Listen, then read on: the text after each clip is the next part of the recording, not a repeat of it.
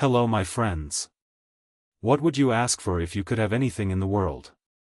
And also, what would you be willing to pay for that wish? Steady stream of headlights from cars moving like tiny ants across the roads painted a picture of life in constant motion. Yet, for John, everything seemed oddly still.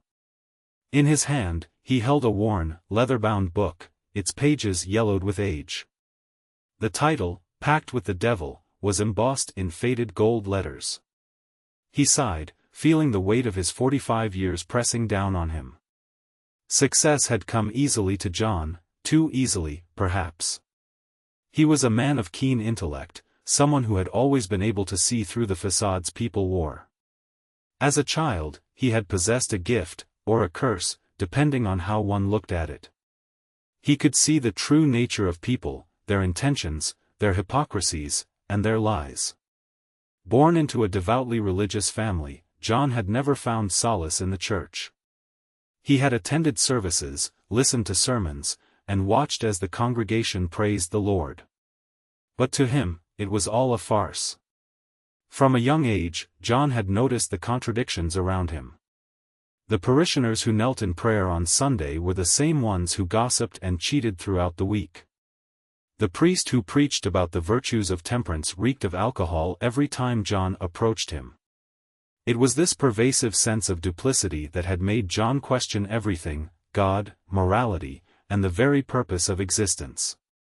He remembered one Sunday after Mass, when he had been just 12 years old. He had approached Father Daniel, the church's esteemed priest, hoping to find some answers.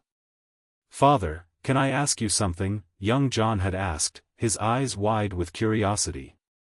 "Of course, my son," Father Daniel had replied, his breath thick with the scent of whiskey. "Why does everyone here pretend to be something they're not?" John had asked bluntly. "Why do they lie, cheat, and steal, but then come here and act like they're good people?" The priest had hesitated, his face flushing. "We all have our sins, John," he had said finally. "But God forgives those who seek redemption." John had frowned, unsatisfied. "But why do they keep doing the same things over and over if they're really sorry? Isn't that just lying to God?" Father Daniel had no answer to that, only a nervous smile and a pat on John's shoulder. "You're a bright boy, John.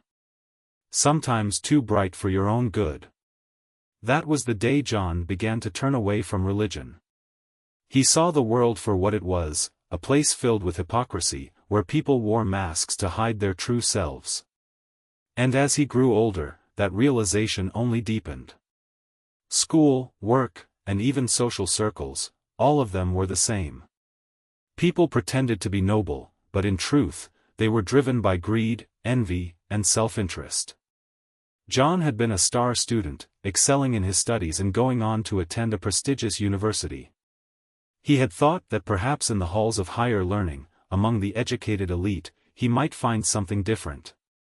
But the hypocrisy was there as well, hidden behind the veneer of intellect and sophistication. Professors preached about ethics while indulging in affairs with students. His peers spoke of changing the world, but only if it benefited them first. It was all the same. It was during his university years that John met Claire, the woman who would become his wife. She was beautiful, charming, and seemed to embody everything John thought he wanted. They fell in love quickly, and for a time, he believed he had found someone who was different. But as the years passed, he began to see the truth. Claire was just as shallow and self-serving as the rest. She cared more about her social status, her jewelry, and the opinions of others than she did about him. The love that had once seemed so pure now felt like a burden, a mistake he couldn't escape from. So, one day, he left. He walked out of their marriage without a word, leaving behind the life they had built together. It was the final nail in the coffin of John's belief in anything meaningful. If even love was a lie, then what was the point of anything? Now, standing at his window, John wondered how he had ended up here, alone in a luxurious apartment, holding an old book he had picked up from a dusty antique shop. The title, Pact with the Devil, had seemed absurd to him at first, but something about the book had drawn him in. Perhaps it was the promise of something different, something real, even if it was just a story. He chuckled to himself as he opened the book, flipping through its brittle pages. At least it'll be a fun read, he muttered. But as he skimmed the text, he found himself intrigued by the idea it presented, a deal with the devil himself. The story was about a man who had grown disillusioned with the world, just like John. In his despair, he summoned the devil and made a pact, trading his soul for 24 years of excitement, adventure, and power. John shook his head, smiling at the absurdity of it all. "What a load of nonsense," he said aloud. But as he continued reading, something stirred within him. A thought, a question, what if? He looked out the window again, watching the people below as they moved about their lives, oblivious to the emptiness that consumed him. "They're all just shallow, narcissistic robots," he whispered. "What's the point of any of it?"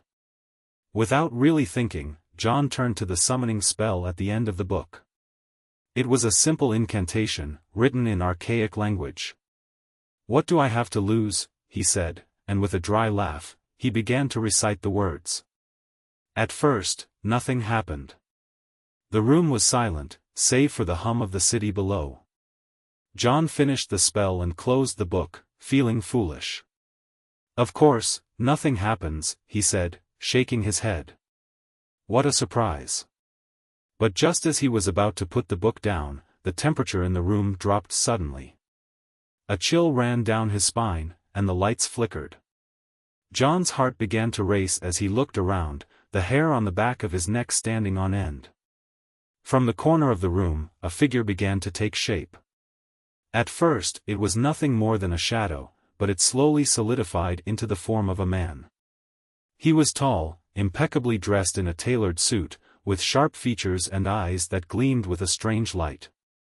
The figure smiled, a slow, deliberate grin that sent a shiver through John. "My apologies for being late," the man said, his voice smooth and cultured. "Traffic was dreadful." John stared, unable to speak, as the man stepped forward, extending a hand. "My name is Mephisto," he said. "And it is a pleasure to be here. I must say, reading those summoning words without any magic circle or protection, well, that was rather bold. But I suppose that's what makes you interesting." John swallowed, his mind racing. This couldn't be real. He had to be dreaming. But the man, Mephisto, was standing right in front of him, as real as anything. "Are you, the devil?" John asked, his voice barely more than a whisper. Mephisto chuckled, a deep, resonant sound. "Not quite, but close enough. You might say I'm one of his representatives. And you, John, remind me of an old friend of mine. A man named Faust." "Faust?" John echoed, the name sparking a distant memory. "Yes, Faust. A man who, like you, grew disillusioned with the world. A man who sought something more. And now, here we are." Mephisto's smile widened, and his eyes gleamed with a dangerous light. "The deal for your soul has begun, John. You will have 24 years, and after that, I will come to claim my prize." John's heart pounded in his chest as he realized the gravity of what he had just done. But there was something about Mephisto, something he found strangely appealing. There was no pretense, no false morality, just a clear and unapologetic evil. "What is it that you desire, John?" Mephisto asked, his voice smooth as silk. "Money? Women? Influence? I can offer you all of them and more." John hesitated, his mind swirling with thoughts. He had all of those things, yet they had brought him no joy. He looked at Mephisto, studying the demon's eyes, and found a strange sort of authenticity there. Unlike everyone else John had ever met, Mephisto wasn't pretending to be anything other than what he was. "I want something different," John said slowly. "I've had money, power, women, and none of it has made me happy. I want something real, something exciting. I want a life where I'm never bored again. I want to see places I never imagined existed, to have adventures that make life worth living." Mephisto's eyes gleamed with interest, and a slow smile spread across his face. "Is that all? A life of excitement and adventure?" John nodded. "That's all I ask. I don't care about wealth or power anymore. I just don't want to be bored. I want to live." Mephisto laughed, a deep, hearty laugh that echoed through the room. "It shall be done," he said, bowing slightly. "Consider your wish granted. But beware, John, excitement and adventure often come at a cost." With a wave of his hand, Mephisto summoned a small, impish creature that appeared at his side. It was no taller than a child, with leathery skin and glowing red eyes. "This is Nezer, your companion," Mephisto said. "He will guide you on your journey, ensuring that your wish is fulfilled." John looked at the creature, feeling a mixture of curiosity and trepidation. "And what about the end of the 24 years, he asked, his voice steady despite the fear gnawing at him. Mephisto's smile faded, and his eyes bore into John's. "When the time comes, I will return to collect what is mine. Until then, live your life to the fullest, John. Make the most of the time you have." And with that, Mephisto vanished, leaving John alone in the room with Nezer. The creature grinned up at him, its sharp teeth glinting in the dim light. "Well, master," Nezer said in a raspy voice, "where shall we begin?" John took a deep breath, feeling a strange mix of excitement and dread. He had made his choice, and there was no turning back now. "Let's find out what this world really has to offer," he said, determination in his voice. And so began John's journey into a life of excitement, adventure, and ultimately, a search for meaning that would challenge everything he thought he knew. The following days were a blur of activity as Nezer introduced John to a world he had never known existed.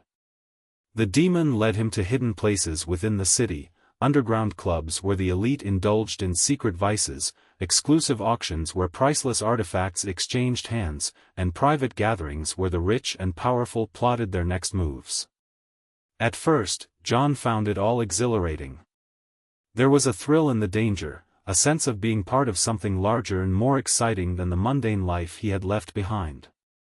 He met people who were unlike anyone he had known before, dangerous, cunning, and utterly without scruples. Yet, there was something refreshing about their honesty. They made no pretense of being good or moral, they were driven by desire, ambition, and the pursuit of pleasure. One night, Nezer took John to a secluded mansion on the outskirts of the city. The building was ancient, its walls covered in ivy and its windows darkened by heavy drapes. As they approached the entrance, John felt a thrill of anticipation. He had no idea what lay inside, but he knew it would be something extraordinary. Inside, the mansion was a labyrinth of opulent rooms, each more extravagant than the last. The air was thick with the scent of incense and the murmur of low voices. As they passed through the corridors, John caught glimpses of strange and wondrous things, paintings that seemed to move on their own, statues that whispered secrets, and mirrors that reflected not the present, but the past. At last, they arrived in a grand hall where a group of people was gathered around a large, circular table. At the center of the table was a glowing orb, pulsating with a soft, ethereal light. The people seated around it were dressed in elaborate robes, their faces obscured by masks. "This is the circle," Nezer whispered to John. "An ancient society of those who seek knowledge beyond the reach of mortals." The leader of the circle, a tall figure in a crimson robe, looked up as John and Nezer entered the room. "Welcome," he said, his voice deep and resonant. "You are a guest of the circle tonight. We offer you a chance to glimpse the mysteries of the universe." John felt a shiver of excitement. This was exactly what he had been looking for, a chance to experience something truly extraordinary. The leader gestured for John to take a seat at the table. As he did, the other members of the circle began to chant in a language John didn't recognize. The orb at the center of the table began to glow brighter, and the air in the room seemed to hum with energy. John watched in awe as the orb began to change, its light swirling and coalescing into shapes, images of distant galaxies, ancient civilizations, and realms beyond human comprehension. He felt a rush of exhilaration as he realized he was witnessing something truly magical. But as the images grew more intense, John began to feel a strange sensation in his mind, a pull, as if the orb was drawing him in. The chanting grew louder, more insistent, and the light from the orb became blinding. Suddenly, John felt as if he was being torn apart, his consciousness expanding and merging with the images before him. He saw visions of other worlds, strange creatures, and cosmic forces beyond his understanding. He felt as if he was floating in a vast sea of knowledge, his mind opening to the secrets of the universe.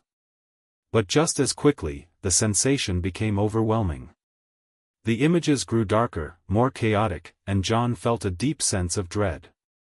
He tried to pull away, but he was trapped, his mind locked in a battle between the forces of light and darkness. At the last moment, Nezer reached out and grabbed John's arm, pulling him back. The connection was severed, and the orb's light dimmed. The chanting stopped, and the room fell silent. John slumped in his chair, his heart pounding, his mind reeling from what he had just experienced. The leader of the circle looked at him with a knowing smile. "You have seen much," he said. "But beware, knowledge can be both a gift and a curse." As they left the mansion, John felt a mix of exhilaration and unease. The experience had been beyond anything he could have imagined, but it had also left him shaken. He couldn't help but wonder if he had made a mistake, if the pursuit of excitement and adventure would lead him down a path he couldn't return from. But there was no turning back now. He had made his pact, and he would have to see it through. Over the next few years, John's life became a whirlwind of excess and indulgence. With Nezer at his side, he explored the farthest reaches of human experience, diving headfirst into a world of decadence and vice. He traveled to exotic locations, attended secret gatherings, and indulged in every pleasure imaginable. The thrill of it all kept him going, pushing him to seek out new and more extreme experiences. He climbed the highest mountains, sailed the roughest seas, and delved into the darkest corners of the earth.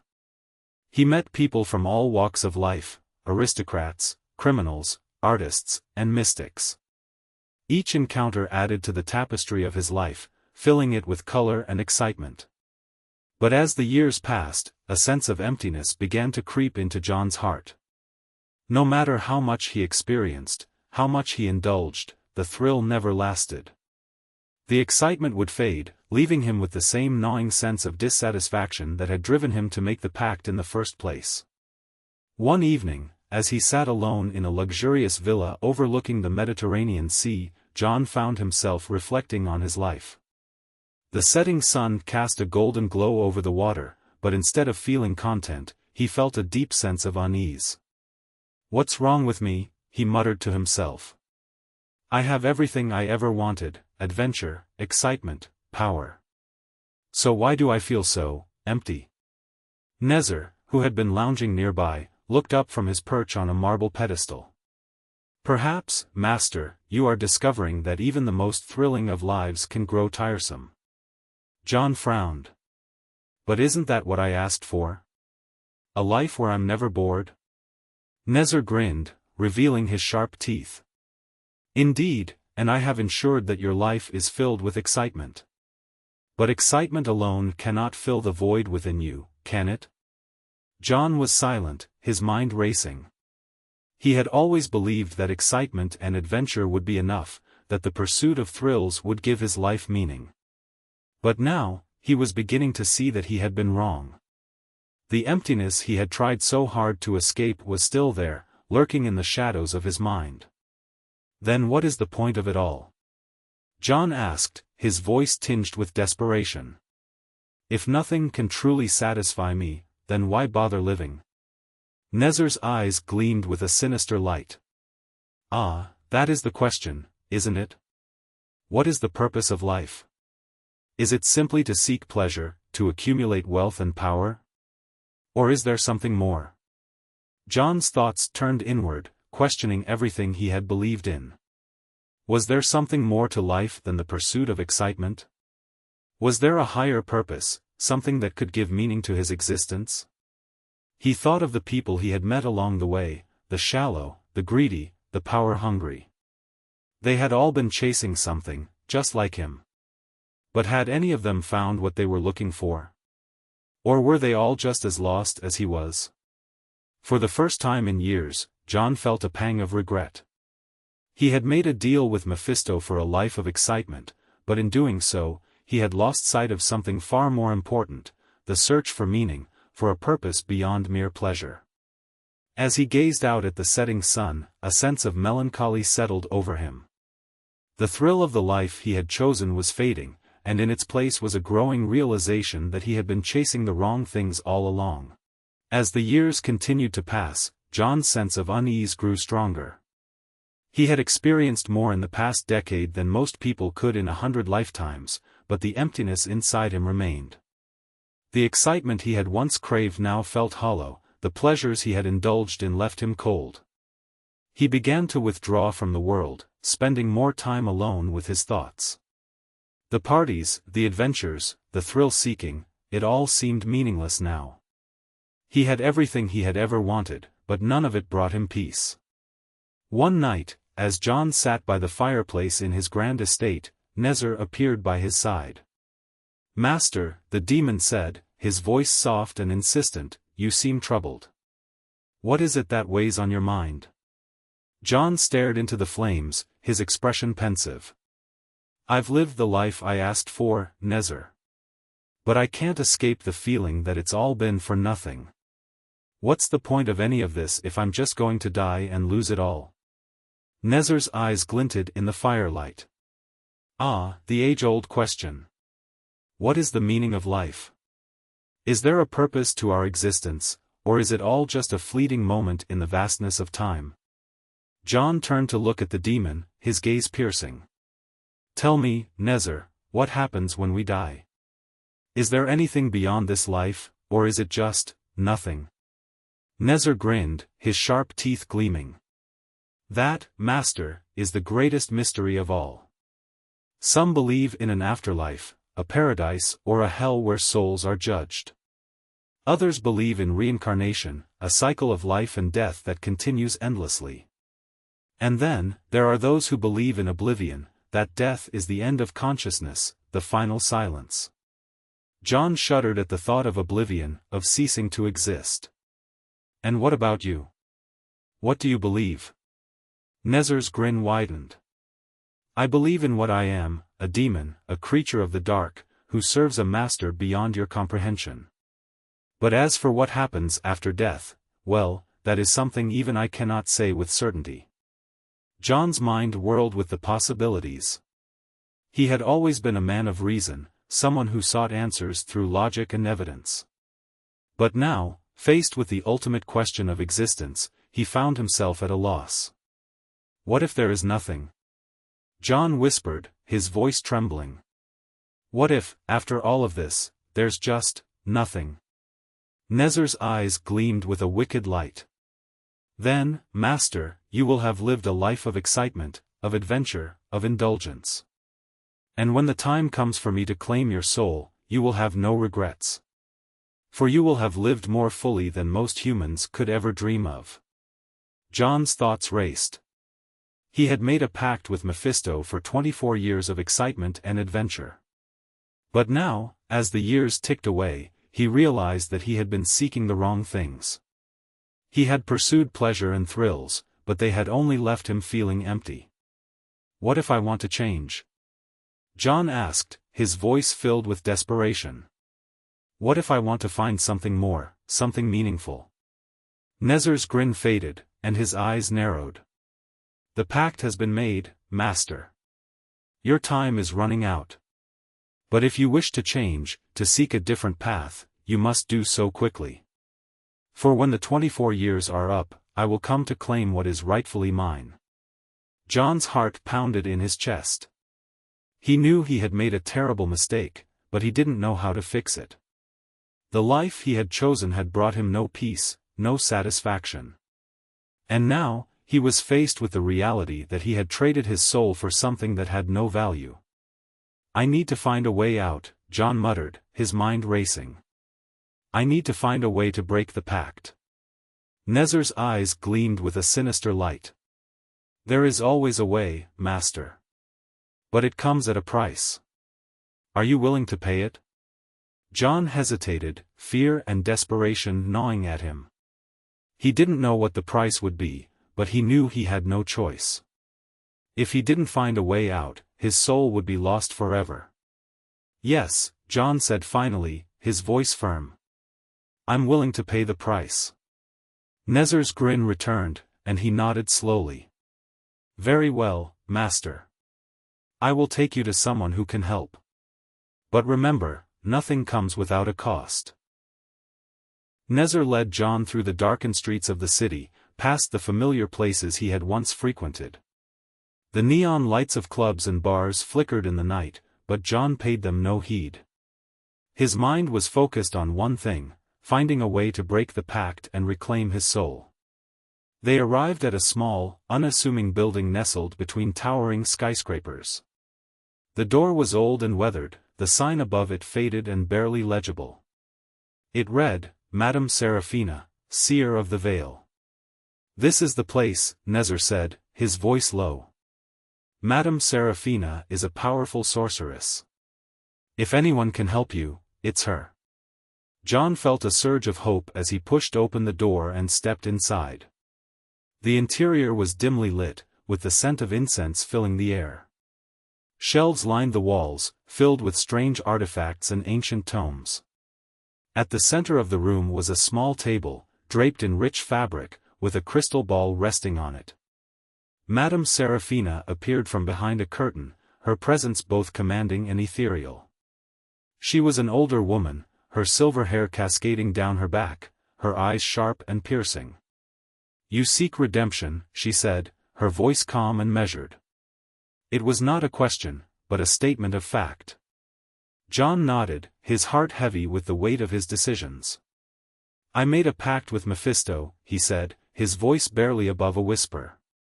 "And now, I need to find a way to break it." Madame Seraphina studied him for a moment, her eyes searching his soul. "The pact you made is binding, John. Mephisto is not one to easily let go of what he considers his own. But there may be a way to redeem yourself and reclaim your soul." John's pulse quickened. "What do I have to do?" Madame Seraphina motioned for him to sit at the table. She placed her hands on the crystal ball, her eyes narrowing as she gazed into its depths. The air in the room grew thick with tension, and John held his breath, waiting for her to speak. "There is a ritual," she said finally, her voice low and serious. "A ritual that can break the bond between you and Mephisto. But it is dangerous, and it requires great sacrifice." John's heart sank. He had known there would be a price, but he hadn't expected it to be so steep. "What kind of sacrifice?" Madame Seraphina's gaze met his, her eyes filled with both warning and compassion. "You must be willing to give up everything you have gained through the pact. The wealth, the power, the experiences, all of it must be relinquished. You must also face your darkest fears, confront the demons that have plagued you, and endure unimaginable trials. Only then will you have a chance to break the pact." John's mind raced as he considered her words. Giving up everything he had gained would mean losing the life he had come to know, the excitement and adventure he had once craved. But it would also mean freeing himself from the emptiness that had haunted him for so long. "I'll do it," John said, determination in his voice. "I'm ready to face whatever it takes." Madame Seraphina nodded, her expression grave. "Very well. The ritual will take place on the night of the full moon, 3 days from now. Prepare yourself, John, for the path ahead is fraught with danger." As John left the seer's shop, his mind was filled with a mix of fear and resolve. He knew the journey ahead would be the most difficult he had ever faced, but it was a journey he had to take. It was his only chance at redemption, his only hope of reclaiming his soul. The night of the full moon arrived, and John found himself standing in a secluded clearing deep within the forest. The air was cold, and the trees loomed like silent sentinels, their branches casting long shadows on the ground. The moon hung high in the sky, its light casting an eerie glow over the scene. Madame Seraphina stood before him, dressed in ceremonial robes, her presence commanding. Around them, candles flickered in the darkness, their flames dancing in the breeze. "Are you ready, John?" she asked, her voice steady and calm. John nodded, his heart pounding in his chest. "I'm ready." Madame Seraphina began to chant in an ancient language, her voice rising and falling with the rhythm of the words. The air around them seemed to thrum with energy, and John felt a shiver run down his spine. As the ritual reached its climax, the energy in the clearing intensified. The air crackled with an unseen force, and the ground beneath John's feet seemed to tremble. Madame Seraphina's chanting grew louder, more urgent, as she drew on every ounce of her power to sever the bond that had bound John to Mephisto. Suddenly, the flames of the candles surrounding them flickered wildly and then extinguished, plunging the clearing into darkness. The temperature dropped sharply, and a cold wind howled through the trees. John's breath caught in his throat as he felt a presence, ancient and malevolent, fill the space around him. From the shadows, a figure emerged, dressed impeccably in a dark suit that seemed to absorb the light. His features were sharp, his eyes gleaming with a mixture of amusement and menace. Mephisto had arrived.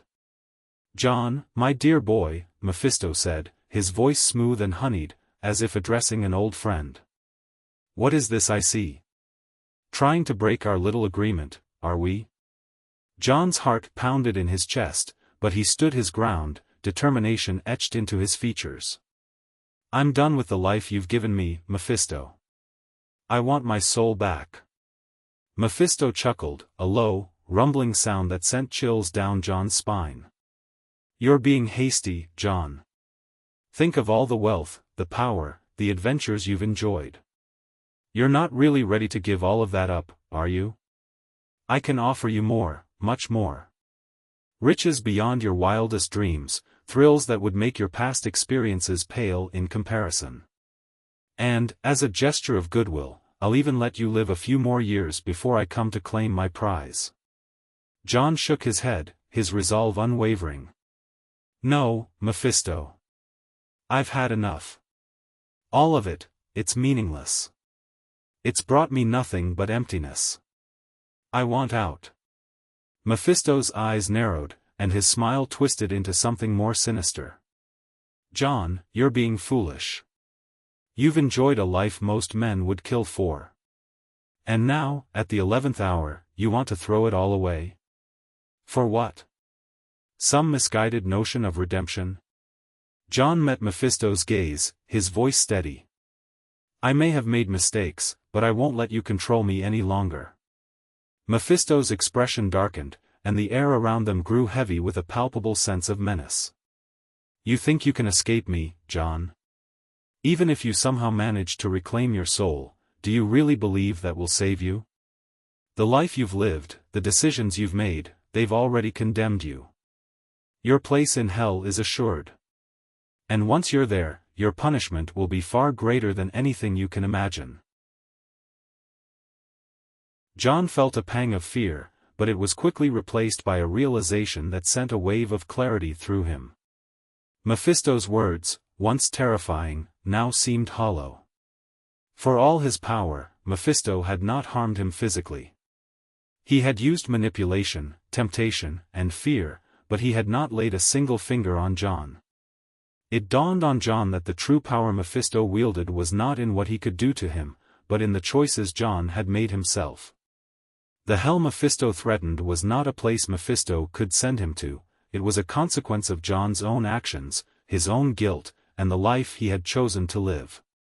A calmness settled over John as he looked at Mephisto, a calmness born from understanding. "You can't touch me, can you?" John said, his voice quiet but firm. "All this time, I thought you held the power. But the truth is, you've only ever had the power I gave you. It's my choices that have brought me here. My fear, my greed, that's what's been sending me to hell. Mephisto's expression faltered, just for a moment, before his usual confident smirk returned. You're playing a dangerous game, John. Don't think for a second that this epiphany of yours will save you. John took a deep breath, feeling the weight of his decisions and the consequences they had wrought. But with that weight came a sense of liberation. I know the road ahead won't be easy. I've made my bed, and I'll have to lie in it. But I'm taking my soul back, Mephisto. I'm taking responsibility for my life, and that's something you can't take away from me. Mephisto's eyes blazed with fury, but he said nothing. The air around them grew colder, and the darkness seemed to press in closer. But John stood his ground, refusing to be cowed by the demon's presence. Madame Seraphina, who had remained silent throughout the exchange, stepped forward and placed a hand on John's shoulder. Her touch was warm, grounding him in the moment. It's time, John, she said softly. Complete the ritual. John nodded, his resolve unshaken. He turned back to Mephisto, who was now glaring at him with a mix of anger and frustration. It's over, Mephisto, John said. You've lost. Mephisto's eyes narrowed, his lips curling into a sneer. This isn't over, John. You may have won this battle, but the war for your soul is far from finished. With that, Mephisto vanished, leaving behind only a lingering sense of dread. The air in the clearing gradually returned to normal, and the candles flickered back to life, their flames steady and bright. John took a deep breath, feeling a sense of relief wash over him. The ritual was complete, and though he knew he still had much to atone for, he also knew that he had taken the first step toward redemption. Madame Seraphina gave him a nod of approval. You've made the right choice, John. The path ahead will be difficult, but you're no longer bound by the pact. Your soul is your own again. John looked up at the moon, which was now shining brightly in the night sky. For the first time in years, he felt a glimmer of hope. He had faced his demons, both literal and figurative, and had come out on the other side with his soul intact. As he left the clearing and began the long walk back to the city, John knew that his journey was far from over. There would be challenges, trials, and moments of doubt. But he was no longer running from his past or his fears. He was ready to face whatever came next, knowing that the true power to shape his destiny lay within himself.